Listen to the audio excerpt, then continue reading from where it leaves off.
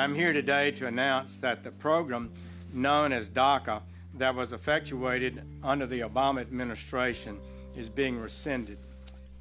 The Trump administration says the dream will soon be over for some young immigrants, but California lawmakers say not so fast. We believe the Trump administration has violated the Constitution and federal law, and certainly we believe wholeheartedly that the Trump administration has ignored the American people. What's the way forward for the hundreds of thousands of young immigrants brought to the country illegally as children? And a new study finds unlocking the secrets contained in your DNA could lead to privacy concerns. KPBS Evening Edition starts right now.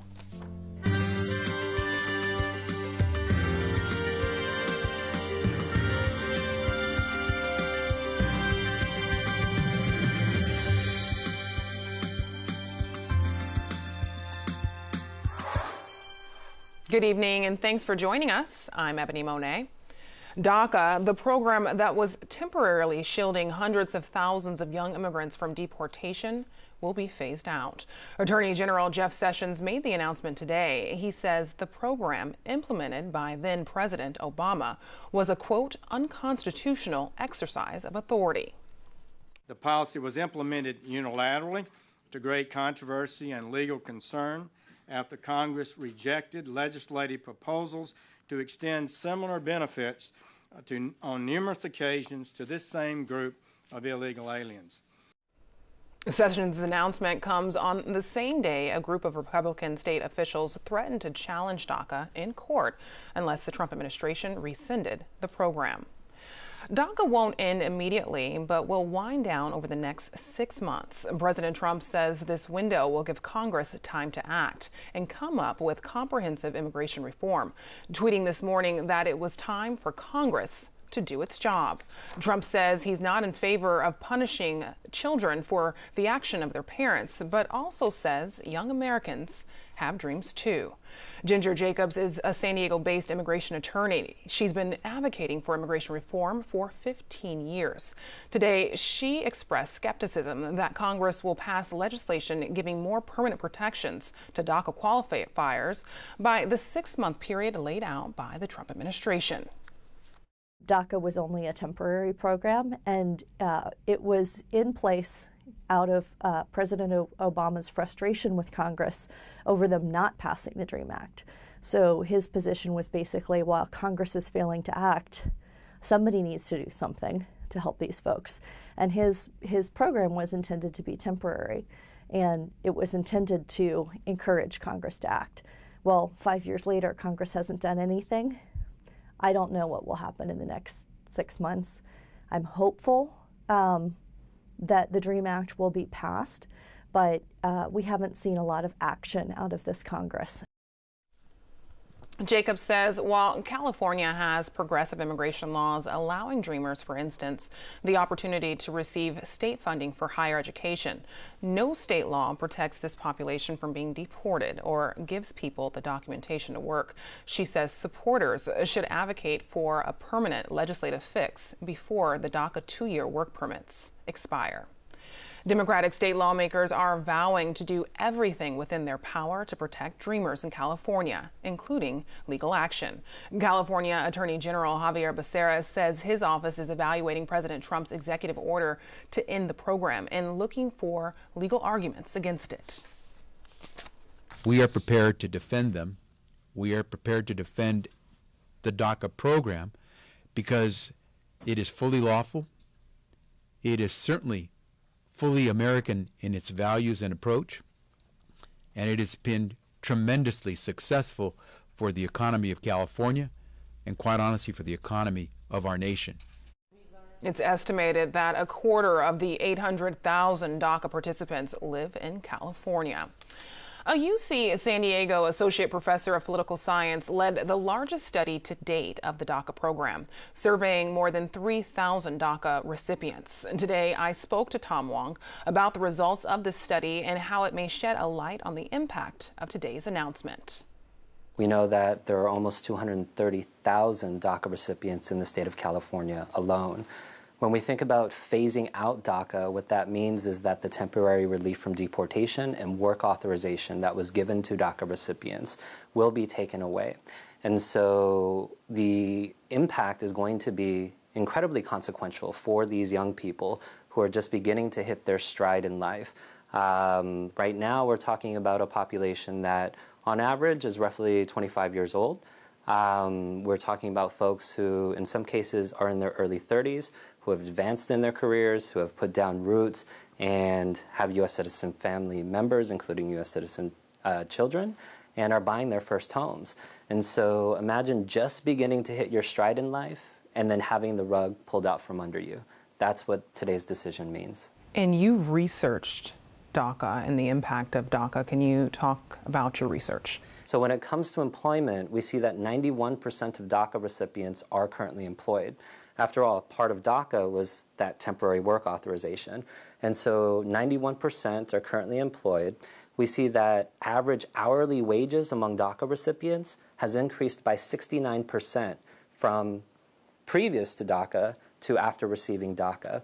We now know that DACA recipients are earning, on average, about $32,000 annually. For those 25 and older, it's just over $40,000 annually. And so when we think about employment and earnings, we can also think about what young people typically do when they have more money in their pocket, which is spend it. And so what we see in the data is that, well, a large majority of DACA recipients have purchased their first car after receiving DACA. We see 16% of DACA recipients purchasing their first homes after receiving DACA. And so if we sort of combine these data points, we're talking about employment opportunities that lead to increased wages, that lead to increased spending. Increased wages, we're talking about higher tax contributions, federal taxes, as well as state taxes. In terms of the increasing purchasing power of DACA recipients, we're talking about large purchases like cars and homes and the sales and property tax that comes with it. But in terms of societal inclusion, we also see that education has been a core part of the identity of DACA recipients. So education is actually one of the requirements for obtaining DACA status. And so what we see is that 44% are currently in school. Of those currently in school, 72% are pursuing a bachelor's degree or higher. And when we look at the majors and specializations that DACA recipients are pursuing, it spans the gamut from the humanities to the natural sciences.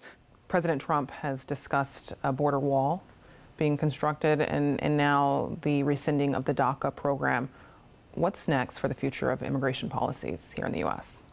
Well, because we have a very long written record from folks like Steve Bannon, Stephen Miller, Mark Krikorian at CIS, who are the group that's currently advising the administration on immigration matters, including Jeff Sessions himself and his record as a senator.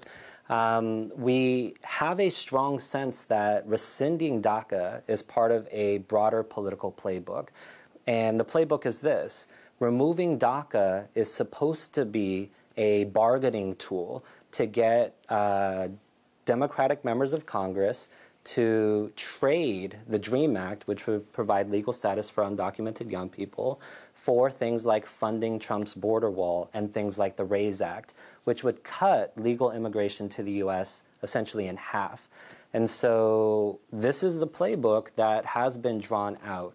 But when we talk about politics, that's one thing.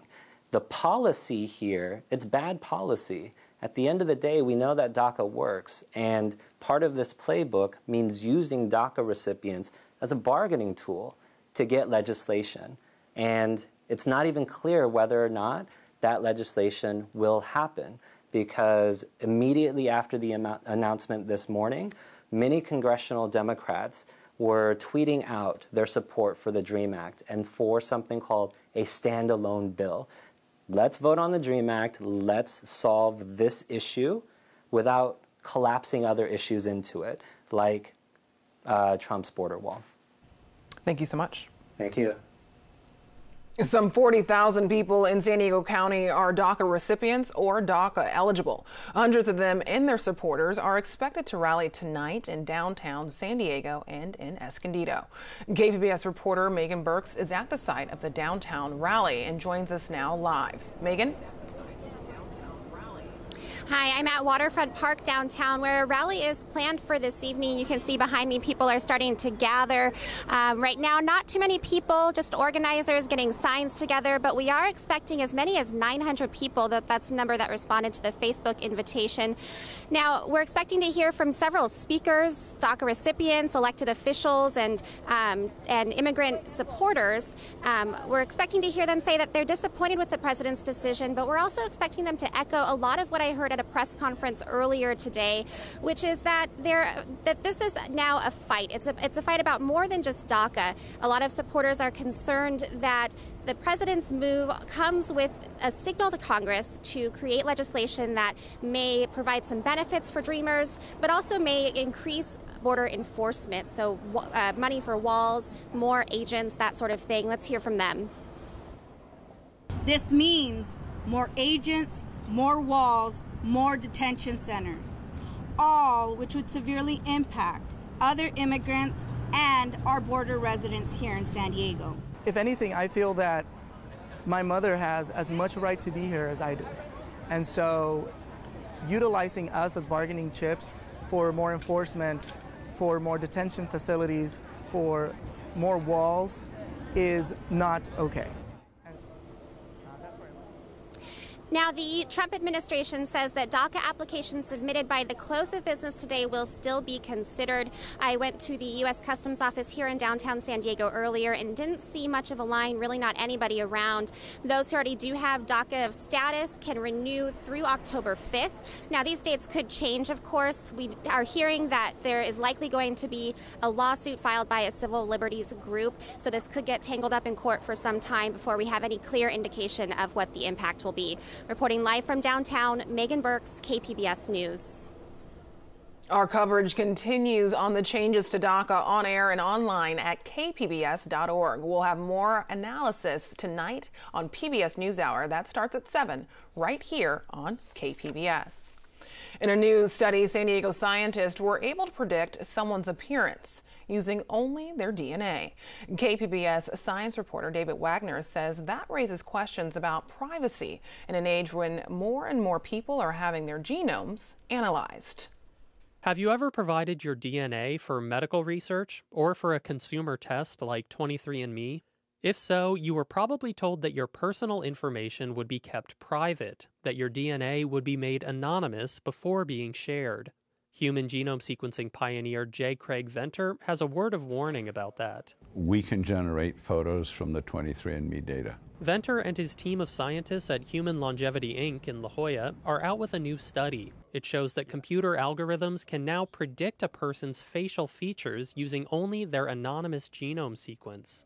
23andMe told KPBS it uses a custom-designed privacy and security program to protect user data. But Venter said, in general, people should know that their anonymous DNA can be used to create a digital sketch that accurately depicts their face shape, skin color, sex, and other features. I think people need to really be cautious. If somebody's promising their data could be de-identified and there's no security on the database, they're getting false promises. The algorithm was able to identify 8 people in diverse groups of 10. But it was less accurate among groups containing only people of the same ethnic background. The study involved more than 1,000 San Diego participants. David Wagner, KPBS News. As children head back to school, NPR takes a look at how having just one African-American teacher can increase success among African-American students. Reporter Anya Kamenetz has the story.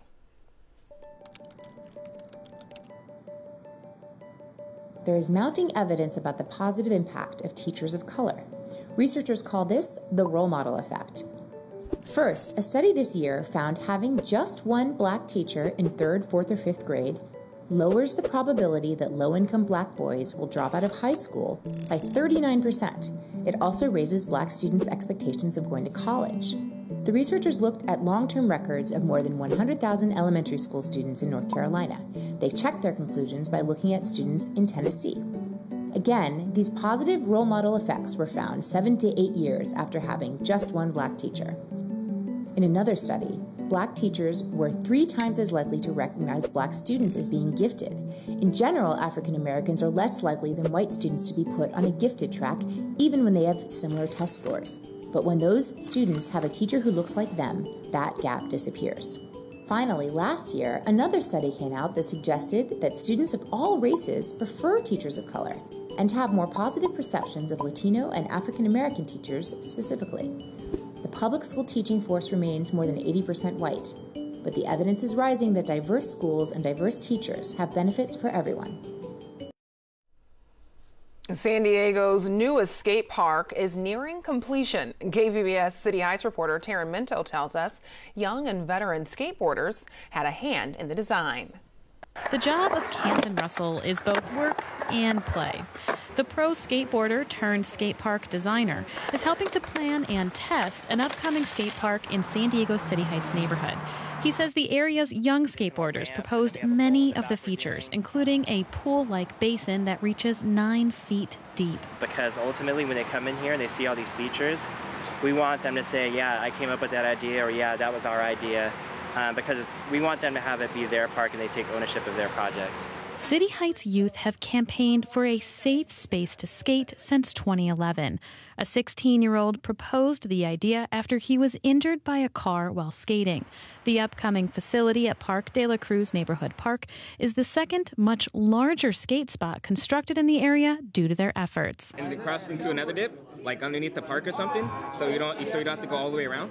Russell, who used to live in City Heights, says he was excited to meet the requests of the lower-income community with such a superior facility.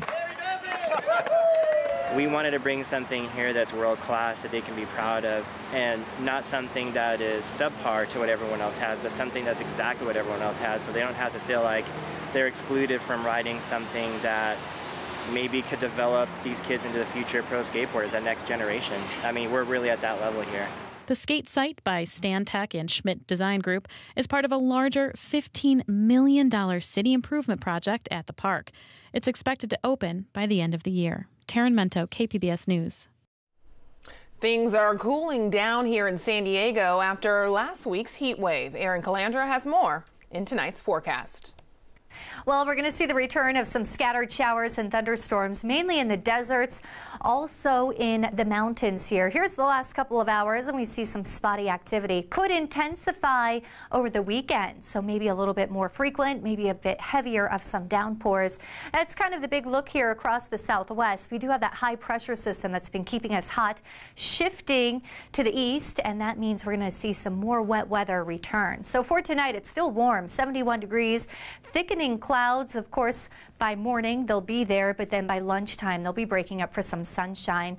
Oceanside 66 degrees tonight, San Diego 71, Ramona 63, and Borrego Springs 78 degrees for our overnight lows. As I said, that high pressure system's pushing off to the east, so we're going to see a return of some showers and thunderstorms. Temperatures inland still very warm, but along the coast we are getting a nice little break. So Oceanside tomorrow, the high is 80 degrees. San Diego 80 as well. Poway 88 degrees for the high temperature. Borrego Springs still in the triple digits, but that's going to change. We're going to see a nice little break here this week. Mount Laguna 79 degrees and Alpine 87. Here we are along the coast for the next couple of days. We drop down to 77. That is where we should be this time of year. So it has been very hot the last week or so. Finally returning to normal. Our lows in the low 60s. Inland, it's still going to be warm, but much more seasonal. Low clouds in the morning and then sunshine. Temperatures in the mid-80s all week long. In the mountains, cool again. Look at our lows in the 50s. Very comfortable for sleeping. Pop open those windows, get some fresh air. In the 70s during the day. And in the deserts, Friday and Saturday, look at that. We finally drop under the 100-degree mark. So a nice little cool down. Could see some thunderstorms pretty much any time in the deserts and mountains. And as I said, could intensify as well throughout the week. So for KPBS News, I'm Erin Calandra. Murals are already creating public art spaces from Oceanside to City Heights. Now artists want to use murals to create an outdoor museum in one Boston neighborhood. From WGBH Arts Director Jared Bowen explains how this project goes beyond the walls. My name is Funky, F-O-N-K-I, and I paint. For me, graffiti is really a reflection of the city. So I wanted to embrace my culture and make something that reflects my roots. The community is going to live with our paintings in a way. So it's going to be their paintings, not ours anymore. Giving the city of Lynn some renewed pride and ownership is the mission of business executive turned art crusader Al Wilson. He envisioned the Beyond Walls project as an endeavor to fill the city's downtown with giant murals, glimpsed at every turn. Not to mention high above, which is where we met him. Is this something drastic? I think it is. Yeah, I really think it is. We put up 26,000 square feet of paint, and we did it with 20 artists doing 15 walls in 10 days. His model is Miami's Wynwood district, a section of the city people once avoided. It's now a destination and cultural capital. Also a coastal city that once thrived with industry, Lynn has similar potential. This is a city with challenges, just like any former industrial city in the Commonwealth has. This was a bottom-up approach. You know, there's an awful lot of community meetings where we brought the community together and learned from them what they wanted to see. My name is Victor Quinones. I go by Marca 27. I was telling Al when he first invited me to do this, I said, Al, you know, this is so much bigger than you, and it's bigger than us. It's even bigger than Lynn. And I really wanted to paint something that kind of celebrates cultural diversity and brings beauty to, you know, being from somewhere else. I coined this term called neo-indigenous. It's something that I'm super passionate about. I've been doing it for a long time now. And it's just a way for me to reconnect to, you know, various indigenous cultures and be influenced by them, whether it's Mayan, Aztec, African. This is the first phase in a project that will bring more lighting downtown, that will see the installation of 9 vintage neon signs and the return of the first jet engine ever manufactured in the U.S., made here by GE in 1942. But first, Wilson commissioned these murals after reviewing more than 70 applicants. The chief criteria: the work had to be family-friendly and diverse. That process was, for us, making sure that we had really top talent from the Dominican, from Cambodia, from Puerto Rico, from the various cultural groups that make up this community, as well as reserving some space for local artists. I'm Nicole Salgar. And I'm Chuck Barrett. And as a team, we're NSCB. New England is obviously the oldest American history that we have. And so we kind of wanted to pay tribute to the people who were here before the Europeans settled the area. And so basically what we decided to paint was a female native who is, she will be shooting a bow and arrow, basically kind of across the sky. So when you come in on the train, she's shooting across the city of Lynn. We like to bring different elements from each other's styles and things that we like to do. Each time we work on a piece, we kind of tell each other, I would like to do this, I'd like to do that, throw this in there, throw that in there, and we talk about it, and then we just make it happen. Which sounds quite a bit easier than it looks. It's pretty complicated, you know, and this is a, you know, we're on a 125-foot articulated boom lift, aerial lift. So it's not just that they have to be able to sketch their piece and then actually implement it, but they're doing it in an environment that's always changing, right? Weather conditions. If they were doing it right now, we're sitting up here 125 feet, like you mentioned, trying to spray paint with this wind. That's it, yeah. My name's Georgia Hill and I'm an artist from Sydney, Australia. This mural for Beyond Walls in Lynn is a large piece that's kind of lettering and texture together. So I wanted to spell out something that gave a message of change is always just around the corner. My name is Say Adams and I'm an artist. This is going to say, I feel love, and it's an homage to Donna Summer. Didn't see that coming, did you? When I was coming to, you know, the Lynn, Boston area, I sort of just thought, okay, who's from Boston? Oh, Donna Summer. And I just, you know, I love the song, I Feel Love, and so there you have it. In just the first weeks the murals have been installed, a number of area businesses we spoke with told us revenue is up. thanks to the mural bound. And that's the hope, that this will make Lynn more destination-worthy, that the art here will become an economic engine. For Wilson, it was a good enough business plan for him to quit his day job. Here, I didn't need to focus on profitability. I needed to just focus on a return on investment. Working with the community, you can ensure that that's what you're able to achieve. You know what? I think that you can transform a whole community with a can of spray paint. I really do believe that. Here's a look at what we're working on for tomorrow in the KPBS newsroom. On Morning Edition, hard choices. Politicians debate a treaty on trading while Arizona and Mexico leaders forge their own bond. And on Midday Edition, it's not me, it's you. While some lawmakers suggest President Trump's behavior is odd, one psychiatrist thinks it might be the other way around. That's tomorrow at noon on KPBS Radio. You can find tonight's stories on our website, kpbs.org/evening edition. Thanks for joining us. Have a great night.